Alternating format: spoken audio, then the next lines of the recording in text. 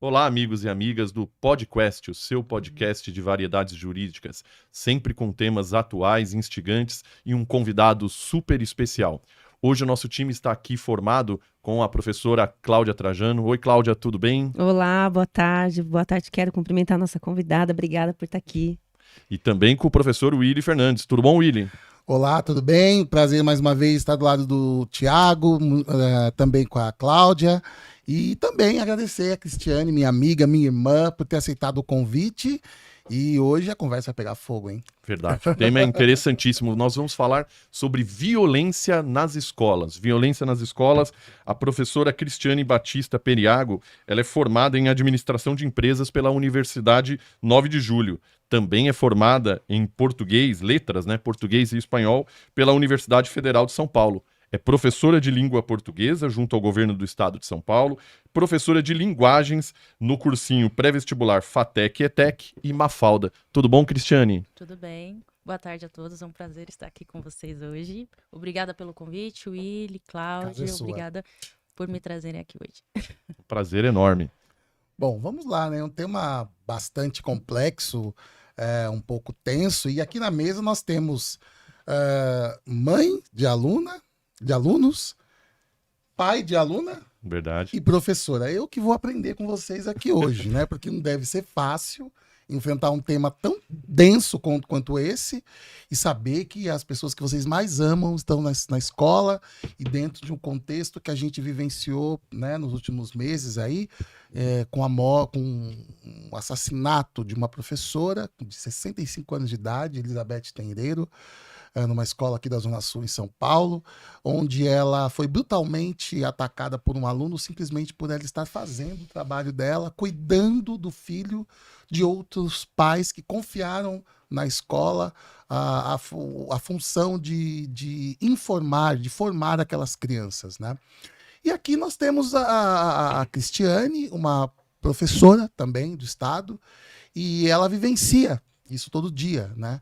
Então, Cristiane, eu queria saber como que tem sido a abordagem do comportamento dos alunos um pouco violento. Vamos começar, a gente sabe que a violência ela está em vários campos, né, dentro da escola, mas em relação aos professores, como tem sido o comportamento em geral dos alunos em relação aos professores, se a pandemia afetou ou não, e como que o Estado tem dado suporte aos professores para saber lidar com essas situações? Então, é complicado abordar essa situação porque a gente precisa fazer um recorte da pandemia e pós-pandemia, né? Vamos lá. A questão da violência dentro das escolas, ela não é de agora, né? Isso já acontece há muitos anos. Agora as coisas começam a tomar um passo e se intensificam, né?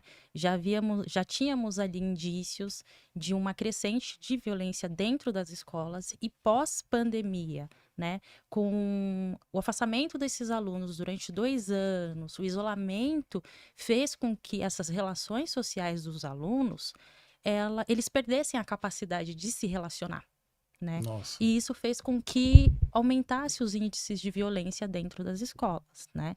Não só entre alunos, mas entre aluno e professor, entre aluno e funcionário das instituições, né? Porque a gente também tem que avaliar que a violência ela se dá em níveis. Existe a violência na escola, a violência da escola e a violência para a escola. Nossa, né? Vamos falar mais sobre isso. Explica pra gente. Quando a gente fala de violência na escola, a gente está falando dessas inconsistências de relacionamento entre alunos, né? Pelas questões sociais, pelas questões de homofobia, gordofobia, né? Racismo, que é uma coisa que está muito presente hoje, né? Essas questões muito extremistas, né? De exclusão social mesmo, a gente percebe que vem tomando uma crescente aí de aluno contra aluno, né? E pós-pandemia, você percebe que eles não conseguem dialogar. Eles não conseguem estabelecer um contato de uma conversa, né? A pandemia prejudicou grandemente, né, o poder de socialização desses estudantes, junto com as questões de polarização política que intensificaram aí essas questões. E isso se reflete dentro das escolas. Eu vou devolver a pergunta para a professora Cláudia. como tem sido você, professora, também como mãe de alunos? Tem sentido que a pandemia também contribuiu para o relacionamento? Como que é esse convívio dos seus filhos na escola? Como você tenta resolver esses conflitos? Eu falo assim, como mãe, né? Que tem sido um desafio, uma tarefa hercúlea a gente confiar na escola no momento atual, né? E confiar na escola é até injusto falar, porque fica parecendo que a responsabilidade é toda da escola, mas aqui eu quero me colocar no lugar de mãe para falar a respeito disso, né? É claro que dentro de casa a gente orienta, conversa, procura ter algum controle sobre as relações dos filhos, os comportamentos, mas não, a gente sabe que a gente se ilude achando que tem esse controle, né? Então, o que eu procuro fazer como mãe é participar, entender como está o estado emocional dos meus filhos. É claro que a pandemia afetou demais o comportamento deles, ainda mais nessa fase de formação, de referência, de vínculo, e trouxe um prejuízo gigante, né?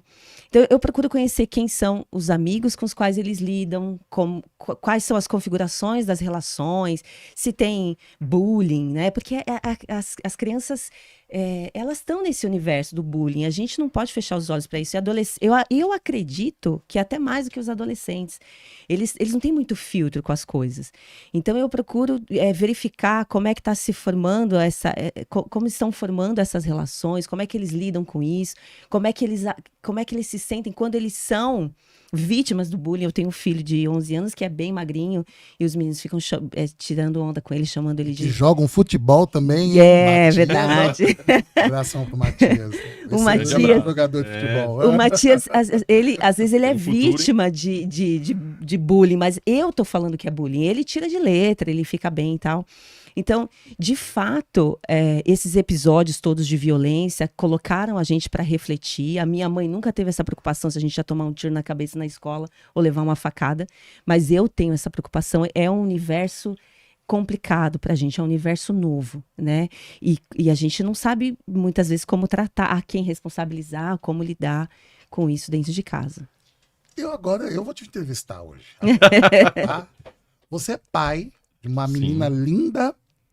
E como que é a sua participação em relação à convivência da sua filha dentro das escolas, da escola, a sua preocupação em relação a essas notícias, que na verdade já vem acontecendo há algum tempo, como disse a nossa convidada, e como que fica o seu olhar como pai e participação disso na vida da sua filha? É um olhar de preocupação, né? Nós como pais e a nossa amiga Cláudia nos trouxe muito claramente como mãe, e nós como pai, a gente sente isso no nosso dia a dia. É um universo hoje completamente diferente do que foi ao nosso tempo como aluno. E as preocupações hoje são outras. As escolas também, elas passaram a ter uma configuração diferente. Não há como comparar hoje o ensino e a abordagem, né, da escola para com os alunos e para com a sociedade como um todo, com a nossa época como estudante. Me parece, e eu vejo a minha filha, hoje nós temos, em especial nas escolas particulares, mas também a gente vê esse movimento que busca-se, né, nas escolas públicas, cada vez mais inclusão. A minha filha, ela tem um pouco de dificuldade em relação a isso, porque a minha filha, ela é autista, então a minha filha, ela tem essa dificuldade inicial de inclusão com os demais alunos, né, mas, em compensação, nós tivemos ambientes muito acolhedores. Em todas as escolas em que ela estudou, nós tivemos ambientes acolhedores, com uma tentativa, né, de inclusão, de participação, apesar das dificuldades que ainda esses modelos têm, né, de escola, de incluir completamente pessoas com formações diferentes e características diferentes. Agora, a questão da violência é uma preocupação muito presente. Me parece que é presente na sociedade e se faz presente no ambiente escolar, né? Então, é inevitável isso.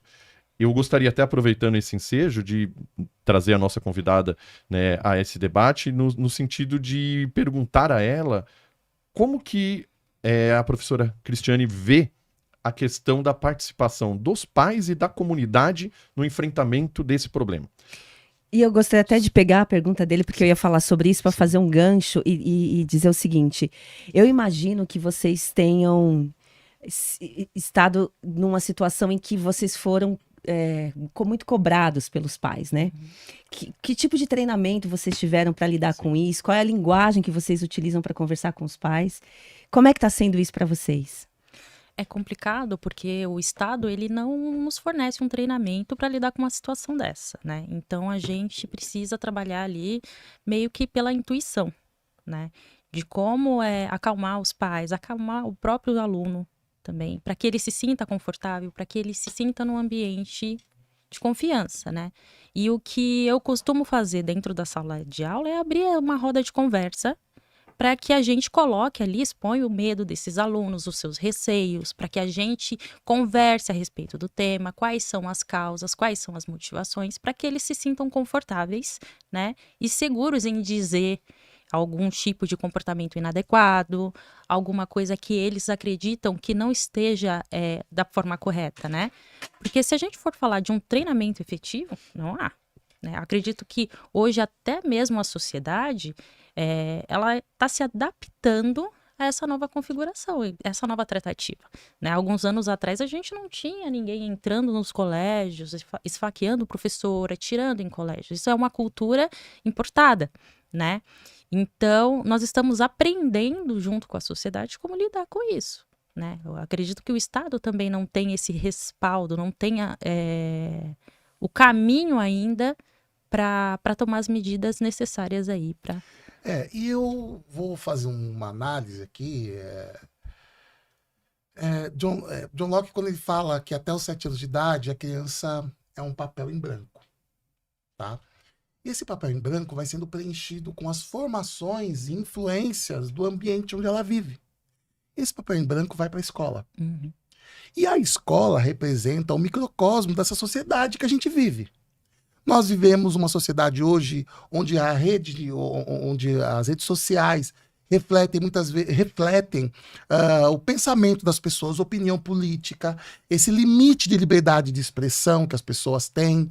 E certamente a escola ela vai representar essa sociedade. E esse papel em branco preenchido com algumas informações é levado à escola, ou seja, essa educação, ou seja, a gente precisa entender qual é o papel da escola entre educar, né? Porque o pai e a mãe têm essa responsabilidade, né? Por isso que eu iniciei a fala, eu entrevistando já nossos 2 amigos aqui, e eu falei, olha, mas como é que os pais participam? Porque o filho, ele vai para a escola para ser formado. Uhum. E não para ser educado. A educação faz parte também, claro, mas eu digo assim, você não acha que os pais, principalmente com esses crimes que têm todo acontecido, até porque no Espírito Santo houve um ataque também de um adolescente contra outros colegas de sala de aula, ele com arma de fogo, portando símbolos nazistas. Ou seja, essa informação veio de algum lugar. E tantos outros, né, Willy, que foram evitados. Exatamente. Tantos outros que foram evitados, que não vieram ao conhecimento público, não vieram à mídia, porque os serviços de inteligência do Estado, das polícias, evitaram esses ataques. Né? Nós tivemos diversas buscas e apreensões de adolescentes nesse período, né, desse ano, do início desse primeiro semestre, a partir de ações de segurança pública que evitaram esses ataques e que não vieram ao conhecimento público. Então, exatamente. Essa é uma problemática muito, muito grande. É algo muito presente na nossa sociedade. E aí a gente também pede a participação dos pais. Como que você, como educadora, se comunica com o pai dessas crianças, que muitas vezes apresenta essa liberdade de expressão, pratica bullying, ou não tem limites para entender o que é liberdade de expressão e o direito do outro? Como que você chama esses pais a participar desse processo de educação dos próprios filhos deles? Entrando nessa temática, a gente tem aí questões muito sensíveis, né? Que quando se trata de participação dos pais, a gente tem aí uma adoção dessa participação muito ínfima, né? São poucos pais que estão ali, são presentes, são participativos cotidianamente dentro da vida do filho, da vida estudantil desse filho, né? A gente, principalmente nas instituições públicas, a gente tropeça aí em pais que não comparecem às reuniões de pais, não comparecem aos eventos que são destinados aí a essa integração da comunidade e instituição, Entendi. né? E isso dificulta muito o trabalho da instrução e educação dessa criança e desse adolescente, né?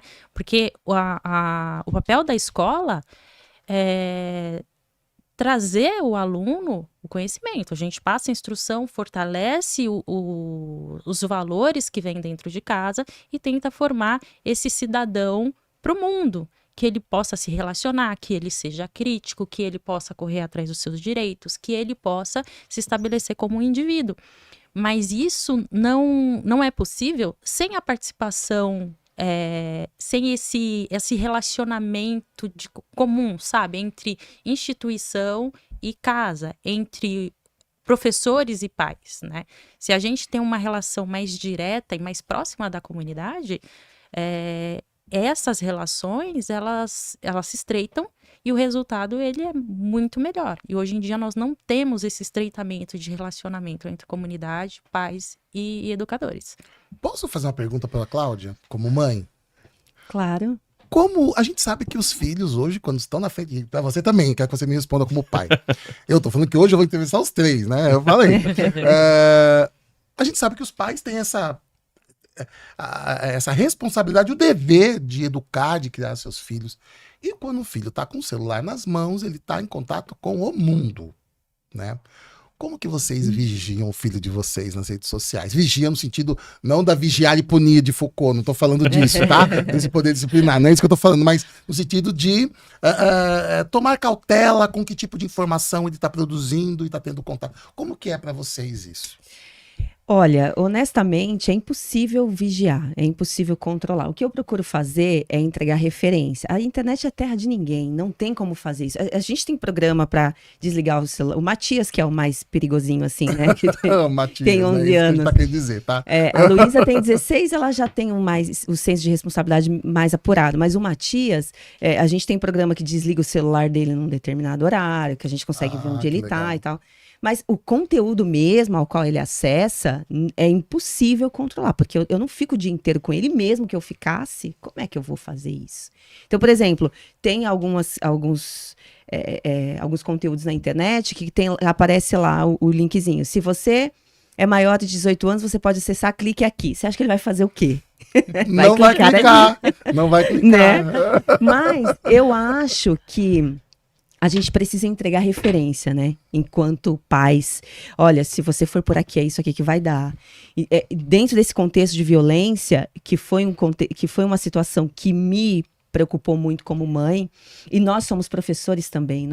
A gente, embora a violência tenha se dado não no ambiente da graduação, que é onde a gente está, teve até um ruído, né, Thiago, lá na faculdade. Olha, verdade, professora, parece que vai ter ataque na faculdade. A gente sabia que era caô dos alunos pra gente não dar aula. Meu Deus, mas a gente tá meio que olhando pelos dois lados, né?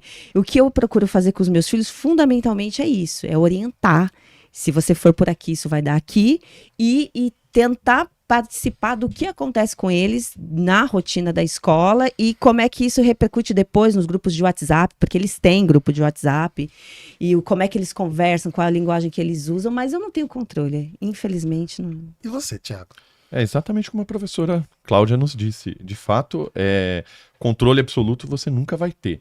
Da mesma forma, em relação à minha filha, Maria Luísa, que também tem 11 anos, a gente sempre busca trazer essas referências, mostrar a ela essas referências, trazer esses valores.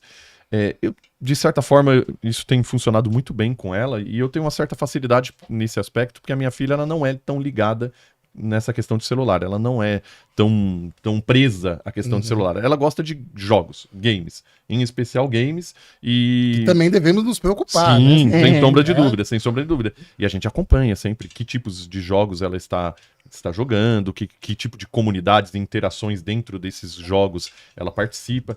Mas, assim, o WhatsApp ou sites, tudo não parece ainda ela ter demonstrado grande interesse nisso. Ela é daquelas que você manda uma mensagem para ela, fica uma semana para responder e quando responde. Então ela não é muito presa a essas interações. Uma característica dela. Mas é algo que nós temos que nos preocupar sim, nós temos como pais que participar. Concordo plenamente, a ideia é, hoje, acredito que, diferentemente de outras épocas, né, talvez como nós fomos educados em outros períodos, eu acho que o papo tem que ser muito aberto, tem que ser muito sincero, tem que ser baseado na verdade, na lealdade. E os filhos, a questão da credibilidade, né? Você tem credibilidade com seus filhos quando você conversa com eles de igual para igual, obviamente respeitando-se a sua posição de pai, a posição de filho, mas uma ideia de abertura, né? De você trazer para si, né? E não afastar com essa questão de hierarquia, essa questão de esse é o meu papel e você não, a gente não vai conversar sobre isso. Eu que mando e pronto. Não, hoje em dia eu acho que a interação pais e filhos são interações distintas, tá? Mas aproveitando esse ensejo, eu queria também, e novamente colocar a nossa convidada nesse aspecto, falar um pouquinho sobre essa questão da violência, como a professora disse, as diferentes vertentes dessa forma de violência na escola, né, no ambiente escolar, a questão da percepção do problema. Dentro da escola, por exemplo, nós como pais, nós temos uma referência muito pequena em relação ao ambiente daqueles amigos mais próximos, aqueles amigos que frequentam as nossas casas, aquelas pessoas que nós conhecemos, né, do convívio dos nossos filhos, aquelas referências em relação a possíveis problemas. Esse amiguinho aqui a gente percebe isso, aquele amiguinho a gente percebe aquilo, a gente conversa com os nossos filhos, a gente busca obter mais informações, interagir. Como professores, como profissionais, né, e a criminologia ela demonstra, os estudos sobre uma perspectiva criminológica demonstram que essas violências que ocorrem no ambiente escolar, esses ataques em massa, eles são precedidos de alguns sinais. Alguns sinais em que aquela pessoa ela já traz, né, de alguma forma, um sentimento de injustiça, um sentimento de isolamento, né? Características que por vezes são perceptíveis, mas não percebidas no ambiente escolar. Uhum. Os professores, eles têm tido treinamento em relação a isso? Me parece que a professora já adiantou que não em relação à problemática como um todo. Mas na questão da percepção psicológica ou da participação do aluno na escola, é possível você perceber esse aluno pode dar problema? Esse aluno pode sinalizar um futuro ato de violência? Como que isso é discutido no ambiente escolar entre os professores? É possível, porque quando a gente fala de aluno, quando se fala de comportamento. Então, cada aluno vai ter o seu comportamento, né? Tem uma crença antiga que aluno bom é aluno quieto. E nem sempre isso é um bom indício, né? Cada aluno tem a sua característica. Um vai ser mais tímido, o outro vai ser mais falante, mas tem alguns comportamentos que já dão indício de futuros problemas, né? Com a questão das redes sociais e a pandemia, o excesso de tempo dentro das redes sociais fizeram com que esses alunos perdessem esses filtros sociais que tinham antes. Então, a internet faz com que a pessoa se sinta muito confortável em dizer o que quer, como quer e da forma que quer, né? E ali, dentro desses grupos de WhatsApp, dentro dos grupos de jogos, não importa se aquele jogo ele seja um jogo violento ou não. Pode ser um Minecraft como um Fortnite, né? O resultado, às vezes, é o mesmo. Né? Então, quando esse aluno que busca pertencimento, que eles estão na idade de se autoafirmar, de buscar um grupo onde ele se identifique e ele faça parte, né? Aí que mora o perigo, aí que mora o problema. Uhum. Porque se ele coloca uma declaração ou ele vê uma declaração e ele se parelha com aquilo, se ele concorda com aquilo, ele tem um incentivo dentro da internet, né? Ele acha que ele pode trazer isso para o campo social. E ele perde esse filtro dentro das relações do tete-a-tete, dentro das relações dos indivíduos. E ele acaba falando sim, dando declarações, né? Relacionadas aquilo que não o agrada, né? E a gente sabe que dentro desses jogos, dentro dessa rede online, tem os captadores, tem aquelas pessoas ali que jogam os temas, né? Fortalecem essas questões dentro das redes para trazer para fora. Então, eles buscam esses alunos online, essas crianças, esses adolescentes online, para fomentar ali os seus grupos de violência, os seus grupos extremistas, né? E na escola a gente consegue ter uma percepção disso, porque o aluno que ele se afina com algum tipo extremista, hora ou outra ele vai jogar isso dentro da sala de aula. Ele vai comentar isso com o aluno, ele vai comentar isso com o professor. E há um protocolo de atuação? Desculpe, professora.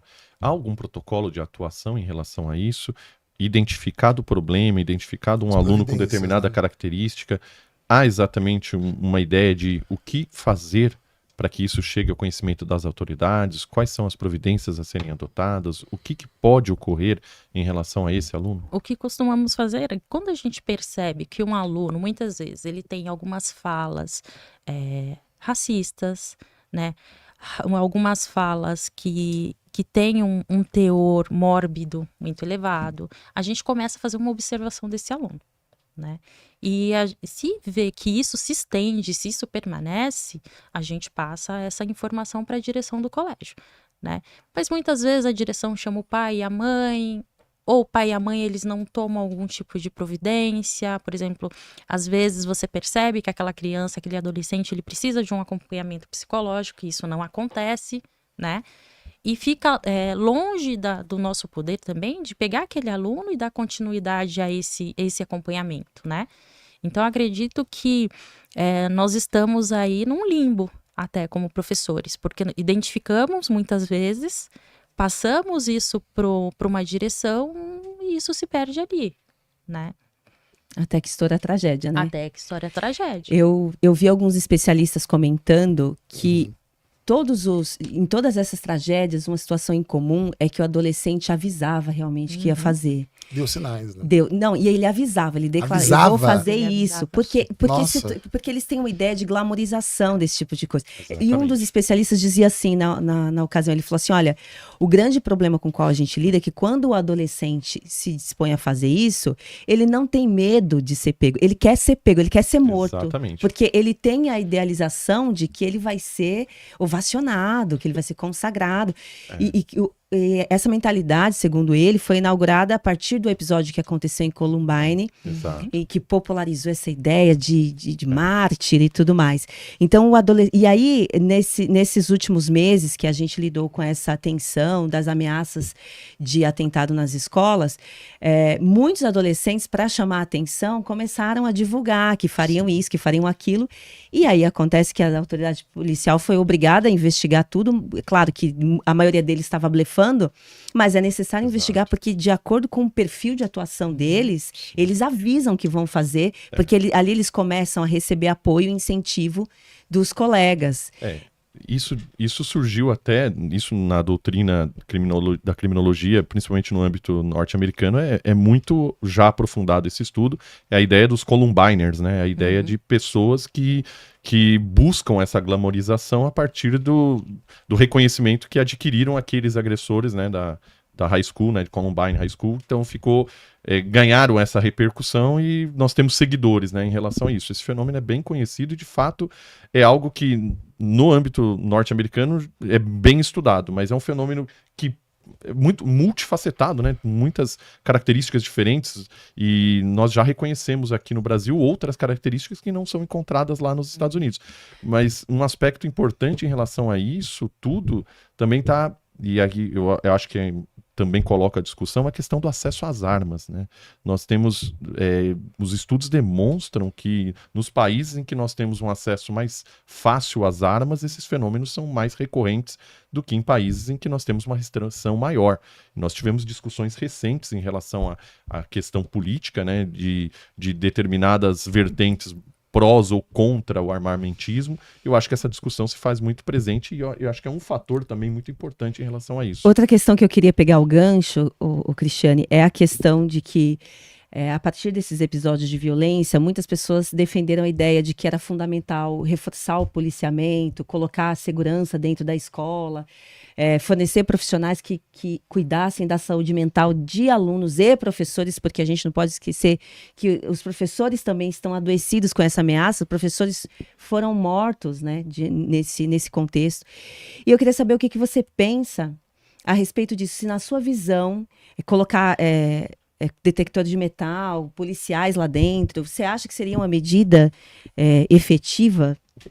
Eu não acredito que seja uma medida efetiva. Quando você destaca o policiamento de rua para colocar dentro da escola, dentro das escolas, você fortalece estereótipos, né? Eu acredito que no trabalho em conjunto da polícia dentro da comunidade. E isso se reflete dentro da escola. Quando a polícia é presente dentro da comunidade, fazendo um trabalho ostensivo, tendo um contato direto com essa comunidade, isso automaticamente se reflete a toda essa estrutura, né? Relacionada a detectores de metais, é muito preocupante você chegar numa instituição que seria de ensino, de liberdade, né? E você se deparar ali com materiais que não conversam com a intenção desse colégio, né? Visto que alguns colégios, principalmente os públicos, não têm nem acesso à internet, não tem uma extensão de roteador de Wi-Fi para que você possa ministrar uma aula mais multidisciplinar, entendeu? Acredito que não faz muito sentido, no meu ponto de vista, obviamente, trazer esses elementos, mas investir em treinamento de funcionários, investir em mais funcionário dentro das escolas, inspetores, né? Essa questão psicológica, dessa base, esse acompanhamento psicológico que hoje em dia nós não temos dentro das instituições. Nós temos um encaminhamento, mas ali um profissional efetivo para lidar, um mediador de conflitos também, que isso seria muito importante, né? Usar essa verba para fazer palestras dentro das escolas, de conscientização. Conscientizar esse aluno seria mais efetivo do que trazer a polícia para dentro da escola. O capital humano sempre tem que ser privilegiado. E a gente tem assistido há muitos anos, tem muitos amigos professores que estão na rede de ensino público. Eles, assim, é uma classe que sofre, né? É uma classe que é abandonada pelas políticas governamentais, tanto de salário, isso eu estou no Brasil todo, né? A gente não vê valorização humana do professor, a gente não vê o investimento do Estado para capacitação ainda maior desse professor dentro de sala de aula. E olha que professor na rede pública de ensino é herói. É herói. E ainda assim se preparam, cumprem todas as exigências do edital, as exigências das administrativas, e ainda assim estão adoecendo mentalmente. O índice de professores que têm tido afastamento por licença-saúde tem crescido cada vez mais. Professores que muitas vezes são obrigados, e ainda tendo que lidar com essa falta, a ausência dos pais na formação dos filhos. E aí eu digo, quando a gente vê esse limbo, existe algo chamado conselho tutelar que funciona. Porque o pai e a mãe sendo omisso nesses sinais de comportamento destrutivo na vida de um adolescente, os pais têm que ser responsabilizados por isso. O Ministério Público está aí para atuar. E essa nossa sociedade está ficando tão doentia que o aluno... nós temos o Google hoje, qualquer coisa que você joga no Google, o ChatGPT, né? ChatGPT, te dá poder de ser quem você é. E essa nossa sociedade, que até então, na nossa época, a gente viu o professor como uma sociedade hierárquica, né? A gente respeitava exatamente como autoridade, como sempre fomos. E essa autoridade passou para o Google hoje. E até então a sociedade que era piramidal hoje está em rede, ou seja, somos iguais, a partir do momento que eu jogo no Google eu não te respeito.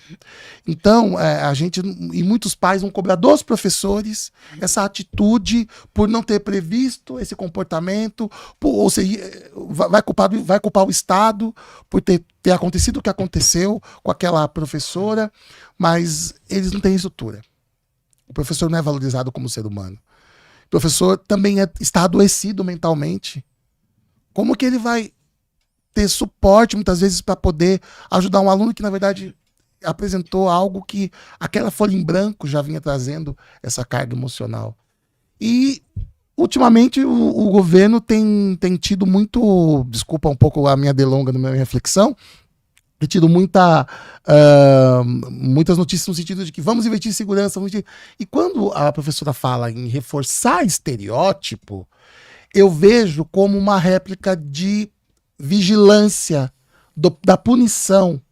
E eu queria, e muitas vezes, quando a polícia vai para a favela, na comunidade principalmente, ela vai para fazer o quê? Porque a ronda está em volta da escola, né?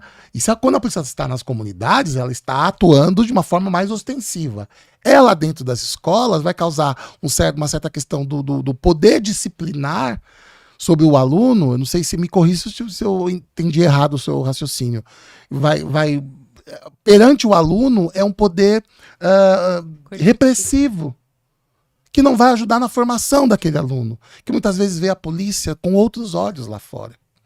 Então eu acho que a gente precisa, quando a gente vai falar em violência nas escolas, precisamos valorizar o profissional humano e também investir em psicólogos dentro das escolas, porque o que está acontecendo estamos doentes. E quando o professor começa a adoecer e se afastar daquilo que é tão importante para a nossa sociedade, nós vamos perder com isso, porque por um engenheiro criar um robô que pensa, um chat GPT, por exemplo, teve um professor que o ensinou a escrever. E eu não sei o que está acontecendo. As pessoas estão perdendo o poder de raciocínio, o poder de regularizar, de refletir sobre seus sentimentos. A gente vê nesses jogos, eu vi uma noticiário aqui esses dias na internet de um adolescente que estava comemorando a formatura, segundo grau. Vocês assistiram isso? E eles estavam num cruzeiro nas Bahamas, e eles lá, essa brincadeira do challenge, do desafio, para se jogar no mar. Ele se jogou no mar enquanto o navio estava andando, ou estava atracado, não sei. Na área de Tubarões, em Bahamas. E depois sumiu, sabe? E essa coisa do respeito, da noção da vida, sabe? Sim.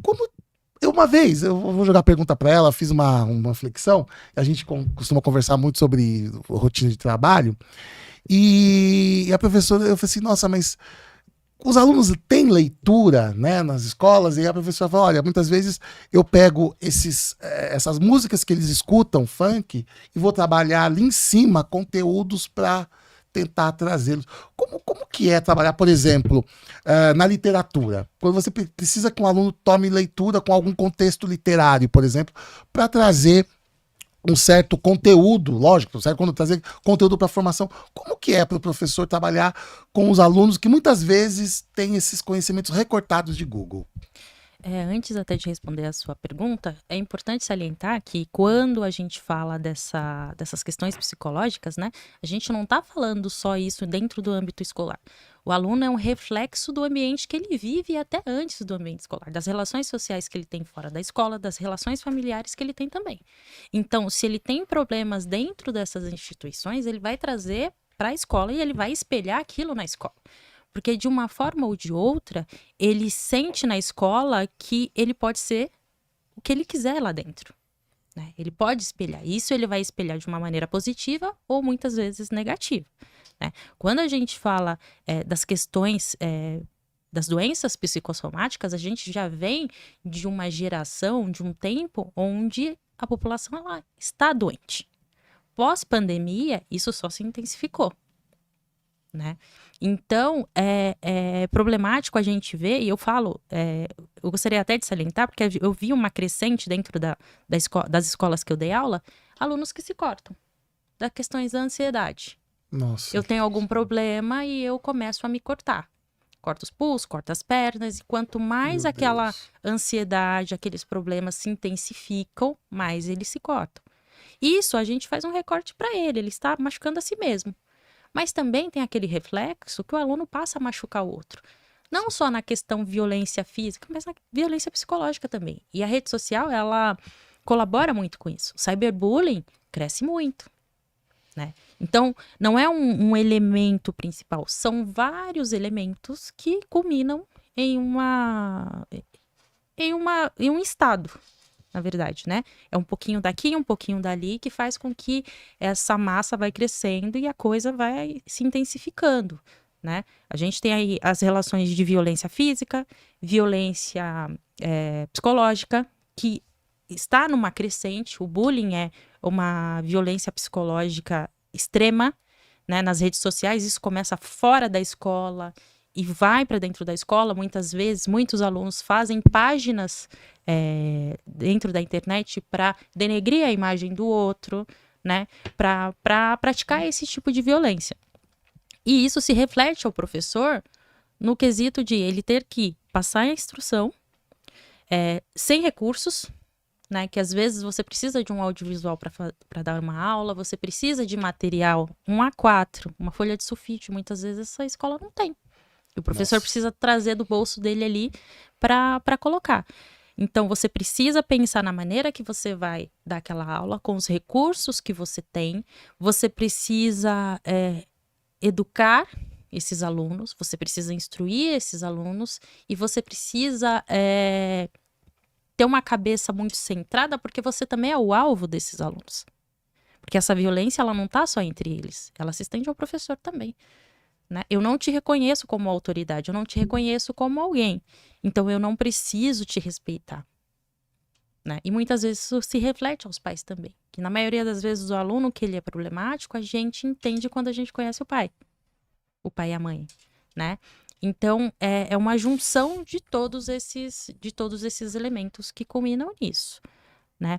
Eu até falei tanto que eu me perdi da política, da pergunta principal. Como você trabalha a formação do conteúdo humano dos alunos diante dessa situação? Eu procuro pegar temáticas que são caras a eles. Uma música que eles gostam de ouvir, por mais que seja uma música que não seja de apreço social, né? Mas algo que converse com a realidade deles, que passe o dia a dia e traga para dentro do contexto literário, né? Eu dei aula por um bom tempo dentro do Extremo Leste. Então, se eu levar uma música de Chico Buarque, não faz parte da realidade deles. Não que eles não tenham capacidade para entender, né, a temática de uma música de Chico. Mas se eu levar uma música dos Racionais e trazer isso para o contexto literário, vai conversar mais. E eles vão entender. Excelente. E eles conversam mais. Bacana essa sensibilidade. Né? E a partir disso, quando você traz um rap, um funk que está dentro da realidade deles, eles aceitam outros autores, eles aceitam outras perspectivas. Porque é engraçado, a gente trabalha com Racionais numa semana. E isso trabalha um funk. No dia que eu trouxe Shakespeare, A Megera Domada, eles não tiveram resistência para ler Shakespeare. Né? Então fica mais fácil você ampliar esse capital cultural deles quando você respeita esse aluno também. Sim. Porque tem essa questão também do professor deixar o aluno falar. Exato. Dele deixar o aluno se expressar. Eu não posso entrar dentro de uma sala com vários indivíduos de personalidades diversas e achar que eles não podem se expressar e que eles têm que venerar ali o professor. Eles têm que se sentir acolhidos, eles têm que se sentir respeitados para que haja essa troca. Entendeu? Agora você vê que coisa, ela falando, né, a sensibilidade que ela tem para tratar o aluno, isso é de quem ama a docência, né? A gente tá lá, a gente sabe como é, claro que o nosso público é outro, mas a estrutura é a mesma, né? Você permitir que as pessoas se vejam como um indivíduo. Agora, você vê que sacanagem, assim, na minha visão, né? Por isso que eu sou tão avessa a essas teorias que imputam ao indivíduo, a gente que está aqui na base da pirâmide, a responsabilidade em resolver a sociedade. Porque cadê o Estado? Cadê o governo? Essa conduta da Cristiane enquanto professora, nossa enquanto professor também, que tem essa percepção de como é que está a saúde mental do nosso aluno, o que eu posso fazer para entregar um ensino melhor, mais adaptado, mais customizado. Essa sensibilidade pressupõe que a gente também esteja bem, que a gente também esteja acolhido, esteja treinado com estrutura, que você tenha lá o material para ensinar o seu aluno, que você tenha acesso a curso, formação, que você se sinta segura no ambiente onde você está. Então, o momento que a gente vive, eu acho que é muito triste essa situação da gente que está aqui no meio da guerra, a gente ter que pensar soluções para resolver um problema que precisa ter a mão do Estado. Cadê a cultura dentro da escola? Hoje eu estava ouvindo uma professora falar, aquele vídeo que você me mandou da professora Viviane Mosé. Ela diz o seguinte, lindo. A escola é um espelho do mundo. É necessário que aquele ambiente reflita um ambiente. Ela fala muito, eu achei muito interessante quando ela fala sobre a questão do amor à vida, a alegria em estar na escola, a importância de medidas culturais para envolver o aluno dentro da rotina da escola, para que ele esteja lá praticando esporte, fazendo aula de teatro, para que ele curta aquele momento de vida dele, né? E cadê o Estado, que muitas vezes se abstém, porque a gente está discutindo aqui de quem é a responsabilidade? É da mãe, do pai? É do professor? É da família?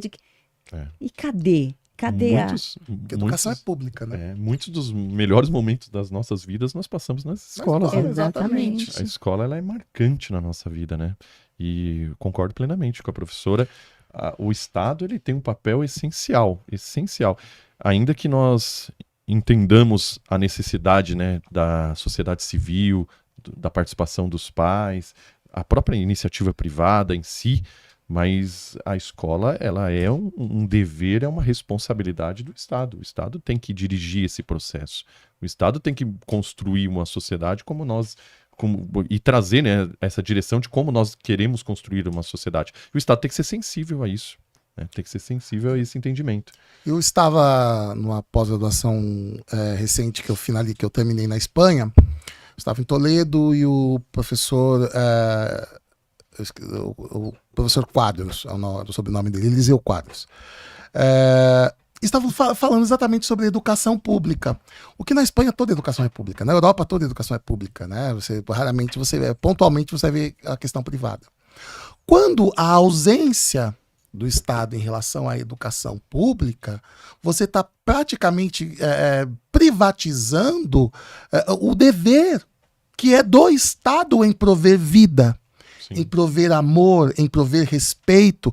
Você privatiza para que outro crie essa consciência sobre outro ser humano. E aí eu comecei a entender, eu falo... De fato e essa ausência do Estado ela é uma consequência do neoliberalismo. A gente sabe que é uma consequência, né? Do pensamento neoliberal, do sentido de, olha, vamos oferecer o mínimo para você, só que esse mínimo para muitos representa a morte. E como que a gente enxerga Paulo Freire, no sentido de que a educação liberta para a vida, para o mundo. E como que a ausência do Estado vai te libertar ou vai continuar te aprisionando? Porque a gente vê que hoje a evasão escolar do ensino médio tá péssima, né? Está muito alta, desculpa. E você vê alunos, muitas vezes, quando chegam na universidade, chegam muitas vezes todos sem conteúdo para acompanhar. Mas temos cotas raciais, cotas sociais. Tá, tudo bem, mas como é que esse aluno chega diante do nível dos outros? E aí dentro da universidade começa uma outra história também, que se discute muito hoje, né? Como é que esse aluno mentalmente chega preparado para estar ali. E isso me preocupa muito, falar sobre educação pública, e é um desabafo que eu faço no sentido de que a gente privatizar o ensino, pensar só em ensino privatizado, é reforçar a ausência do Estado. Acrescento, Willi, só desculpe, eu acrescento pautas que eu acho que não são importantes ou falsas pautas que são colocadas e que só tumultua essa discussão e que dificulta a percepção do que de fato é o papel do Estado e que de fato deve ser discutido, como por exemplo a questão de escola sem partido, que tanto se divulgou e tanto se discutiu e se levou ao Congresso, se levou às instâncias e se discutiu uma questão que não me parece, salvo o melhor juízo, e aqui talvez eu traga mais uma percepção minha do que talvez da sociedade como um todo, mas não me parece uma pauta importante, mas que tanto tempo ocupou uma discussão que aquilo que é importante para a escola, para a sociedade, não foi discutido. Como você bem trouxe, a questão da ausência do Estado, a questão da privatização daquilo que deveria ser o papel do Estado, a questão de um Estado mínimo num campo como a educação, que nós sabemos que o Estado tem que estar muito presente, não cabe Estado mínimo nesse aspecto. Pelo menos é assim que eu verifico. Sim. Bom, estamos caminhando para o final do nosso podcast e eu quero deixar uma pergunta para a nossa convidada. um pouco filosófica, utópica, eu não sei. Somos todos professores aqui, nós somos apaixonados por educação. Como que a professora enxerga a educação pública para daqui a 20 anos no Brasil? Olha, a gente vem numa crescente do sucateamento do ensino público, né? E quando a gente fala de sucateamento, a gente está falando de uma divisão social. Então, a intenção não é privatizar para melhorar. A intenção é privatizar para excluir. Porque nem todo mundo vai ter recursos para arcar com essa educação. Nós ainda vivemos numa sociedade onde que alunos vão para a escola ainda para comer, porque não tem essas refeições dentro de casa. Se esse aluno não tem o básico a ser suprido dentro de casa, como que ele pode pagar a educação dele mais para frente? Né? Nós estamos aqui com 6 anos, mais ou menos, de atraso no ensino público. Por mais que tenhamos aí cotas, nós tenhamos os recursos de incentivo à educação, como que aquele aluno lá da escola pública, ele mesmo com as cotas, porque não é porque tenha cotas que seja fácil o ingresso dentro dessas universidades. Como que ele vai chegar lá na frente para ingressar num vestibular? Como que ele passa do vestibular, sendo que o que ele deveria aprender no 8º ano, ele ainda não aprendeu, ele está com conteúdo de 4ª série. Meu Deus. Eu tinha alunos dentro do ensino público, 9º ano, e que não sabiam ler. Eu não consigo imaginar. Então, eu acho que cabe à sociedade também fazer valer o seu direito de cobrar. Cobre. Porque político não é divindade, né? Político é um funcionário público elegido por nós, né? Para tentar melhorar a nossa condição social, né? A sociedade não tem que olhar essa pessoa como se fosse um pai ou alguém que esteja fora do nível dele. Mas alguém a se venerar, né? Alguém a se venerar, mas alguém que está ali para cumprir um papel de melhorar a sua situação, visto que você paga impostos. Esse salário é pago pela sociedade, né? Então, enquanto não, como cidadãos, não cobrarmos isso, não pressionar mesmo o Estado a que ele se posicione de maneira efetiva relacionada à educação, o olhar que eu tenho é um olhar muito triste para a educação daqui a 20 anos, né? Então, se continuarmos aí nessa crescente de descaso, de despreparo, de sucateamento, eu não tenho boas referências para daqui 20 anos, não. É triste esse quadro, mas é a perseverança, né? E a perseverança que a gente fala é o esperançar, né? A esperança não é a esperança de esperarmos de braços cruzados, mas é o esperançar de caminharmos, cobrarmos e exercermos o nosso papel dentro da educação pública, né? Então, eu acho que é assim que eu vejo também. Eu gostaria que a Cláudia falasse bastante, que é uma professora fantástica, amada, dedicada à educação e amante também de Paulo Freire. Nós dois falamos muito sobre Paulo Freire. Sim. E como que a professora enxerga a educação no futuro? Obrigada primeiro pelas palavras, você é suspeita. É um amigo querido. Olha, o meu prognóstico também não é bom, mas eu acredito, você falou um pouquinho no começo sobre a questão do capital humano, né? Eu tô nessa vibe aí de esperançar. Eu acho que se alguém tiver um olhar para a valorização do capital humano, porque quem faz educação somos nós, na ponta é isso. É a gente que fideliza o aluno, é a gente que marca a vida do aluno. Eu lembro nitidamente da minha professora da pré-escola, eu lembro nitidamente dos meus ensinamentos da professora Marge de língua portuguesa, que mandava a gente escrever 1000 vezes uma palavra que a gente pronunciava errado, sabe assim?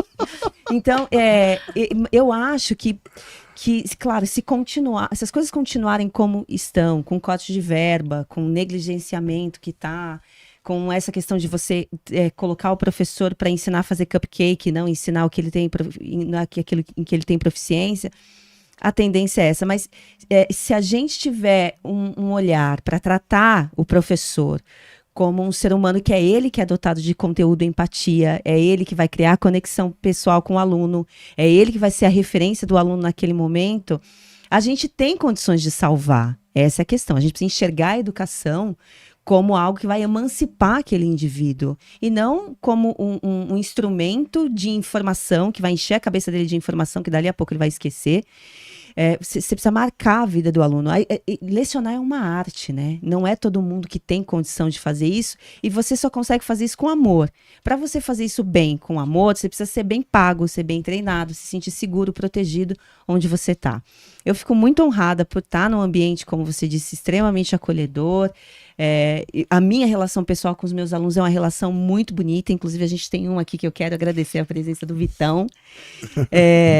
A gente tem essa proximidade com eles, mas isso é nosso. É algo que a gente busca enquanto professor. A gente se preocupa como é que está o aluno. Mas é isso. A docência é isso. Lecionar é isso. Eu espero, meu amigo, que haja mudanças, né? Que haja investimento e que o professor seja bem tratado. Doutor Tiago, é um professor assim que ele pega na mão do aluno, né? O Tiago é irritante, porque ele sempre ganha de mim na guerra. Ele é professor de direito penal e eu sou de direito civil. E eu nunca ganhei. O penal sempre ganha. Eu nunca ganhei uma batalha. Não é por mim, é pelo direito penal, né? O professor Tiago, ele é aquele professor que pega na mão do aluno, ele é profundo em cada conceito que ele coloca. É muito bacana, isso é respeito pelo conhecimento e respeito pelo ser humano. Como você enxerga os alunos que passam pelas suas mãos, não na questão profissional, mas na educação? Como entregar essa efetivação de direitos fundamentais na educação para os alunos e fazer com que isso se prospere na vida deles?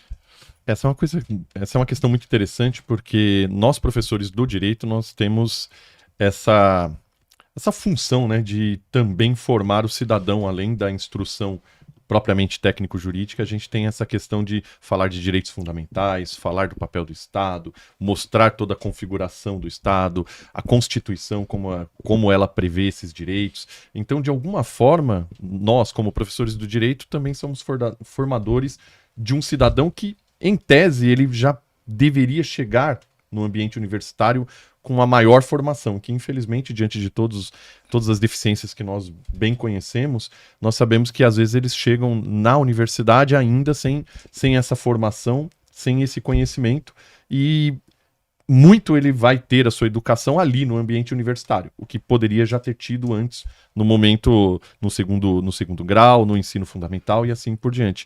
Mas eu vejo com muita esperança. A ideia de esperançar também está muito presente em mim. Eu admiro muito, muito essa geração nova, essa juventude. Eu acho que eles têm um potencial incrível. Eles têm muito menos preconceitos, ainda que nós tenhamos, né, como a professora bem destacou ainda, um ambiente com bullying, um ambiente em que na escola ainda temos um racismo, ainda temos essa manifestação, né, de preconceitos, mas me parece uma geração muito mais preparada para esses novos conceitos, para essa nova visão. É natural que isso ocorra. Eu tenho muita esperança. Tal como a professora Cláudia nos trouxe, como o Willy também vivencia na sua vida acadêmica, a gente percebe uma geração que tem uma base ainda a se formar, mas que tem muita vontade de crescer, tem muita vontade de aprender.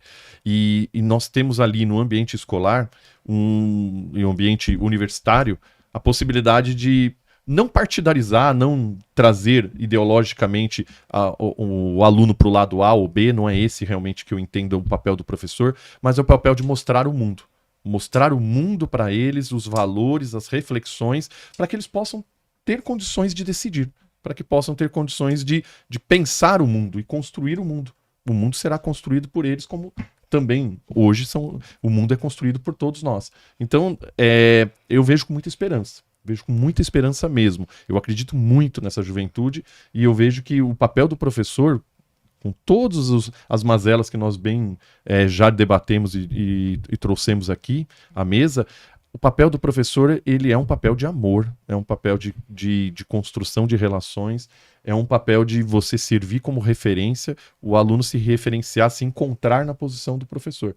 E eu acho que, de alguma forma, todos nós, cada um do seu jeito, com o seu carisma, com o seu conhecimento, com a sua forma de atuação. Todos nós contribuímos um pouquinho, tá? E é isso que, de alguma forma, nos faz ser tão apaixonados pela docência.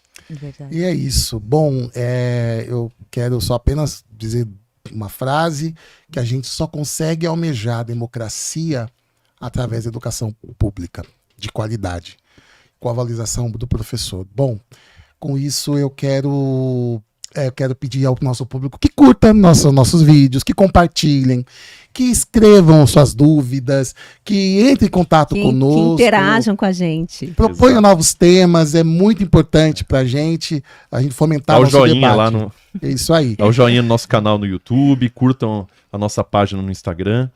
Vamos E eu todos curtir. quero, então, agradecer a professora Cristiane pelo convite, por estar trabalhando no dia de hoje, porque ela deixou um pouco o trabalho dela para vir falar sobre violência nas escolas e educação pública.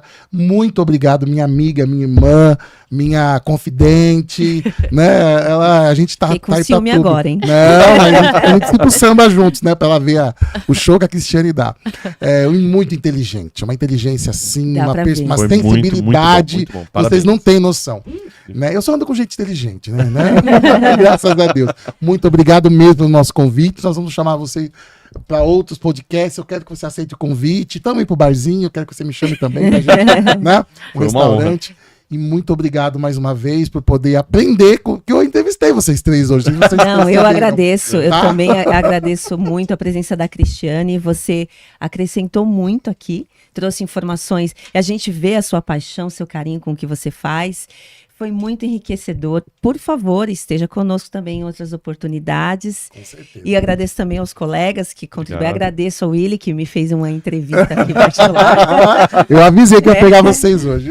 Obrigada, gente. Obrigada a vocês todos, produção, Muito Vitão, obrigado. todo mundo aí. Obrigada. Um grande abraço, turma. Até logo. Até a próxima. Então você vai editar agora, né? Acho que ela falou na pergunta Ela final. só não se despediu, é verdade. Ah, tudo bem, Cristiane. As palavras finais, só pra gente poder. Ele vai editar depois lá. Não, eu quero agradecer o convite, né? É muito importante que tenhamos essas pautas, essas discussões para gerar reflexão. Eu acredito na educação. Se eu não acreditasse, eu não seria professora, né? Então, o fato da gente estar dentro, por mais que a situação não seja muito favorável, mas entrar numa sala de aula onde um aluno vira para você e fala assim: olha, professora, eu li o livro que você me indicou. Então, isso aquece o meu coração. Isso faz com que eu acredite que o nosso futuro possa ser diferente. Muito obrigada pelo convite, gostei muito de conhecê-los e espero voltar mais vezes. Viu? Com certeza, já tá intimado ao delegado aqui, ó.